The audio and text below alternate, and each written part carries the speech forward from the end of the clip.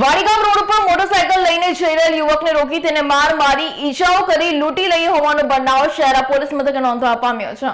પંચમહાલ જિલ્લાના શહેરા તાલુકાના નવા વલ્લભપુર ગામ ખાતે રહેતા રાકેશભાઈ કાળુભાઈ માજીએ શહેરા પોલીસ મથકે ફરિયાદ આપતા જણાવ્યું હતું કે નવી વાડી ગામે રસ્તા ઉપર મોટરસાયકલ નંબર GJ17 BC8638 ને લઈ જતા હતા। તે સમય દરમિયાન રસ્તા ઉપર પથરું આડું મૂકી 5 જેટલા યુવકો હાથમાં દંડા લઈને ઉભા હતા તો ગાળાગાળી કરી રાકેશભાઈ કાળુભાઈ માજીને રોકી તેને માજી છે કે ઠાકોર તેમ કહી લાકડાના દંડાએથી શરીરે માર મારી ડાબા ખભા ઉપર ફ્રેક્ચર કરી શર્ટના ખિસ્સામાંથી તેમજ સોનાની ચેન તેમજ સોનાની વીંટી તેમજ રોકડ રકમ ₹10,000 આમ કુલ ₹83,000 ની લૂંટ કરી મોટરસાયકલને તોડફોડ કરી નુકસાન કર્યું હોવાની ફરિયાદ રાકેશ કાળુ માજીએ પ્રદીપ ગણપત સોલંકી તેમજ રણધીર ગણપત સોલંકી તેમજ સુરવીર ભરત સોલંકી તેમજ દિલાવર જયેન્દ્ર સોલંકી તેમજ યુવરાજ સર્જન સોલંકી આ પાંચે આરોપીએ રાજેશભાઈ કાળુભાઈ માજીને માર મારી લૂંટી લીધો હોવાની ફરિયાદ શહેરા પોલીસ મથકે નોંધાવી છે।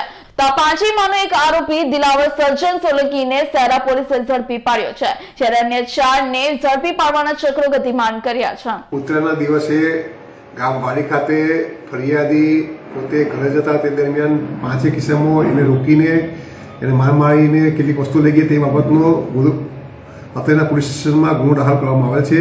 તેની તપાસ તજવીજ હાથ ધરવામાં છે। હાલમાં એક આરોપીને પકડી પાડ્યા છે, બીજા અન્ય આરોપી ભાગી ગયા છે, પકડવાના તજવીજ ચાલુમાં છે। ઇકબાલ શેખનો રિપોર્ટ, પંચમહાલ।